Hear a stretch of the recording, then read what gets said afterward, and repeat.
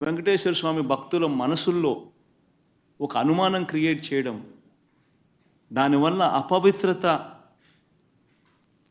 తిరుమల తిరుపతి దేవస్థానానికి, తిరుమల తిరుపతి లడ్డు విశిష్టతకు తగ్గిస్తూ జరిగినప్పుడు అందులో నువ్వు కూడా భాగమై, నువ్వు కూడా అది అబద్ధం అని తెలిసి,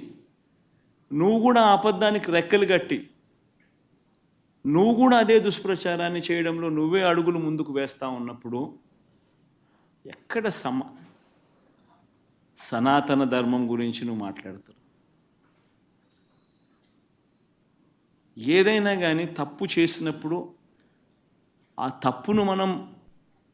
ఎత్తి చూపలేకపోతే, ఆ తప్పును గుడ్డిగా సమర్థించడం మొదలుపెడితే, అందులో దేవుని విషయంలో సనాతన ధర్మం అని చెప్పి మనం చెప్పుకోవడం ఎంత మటుకు ధర్మం?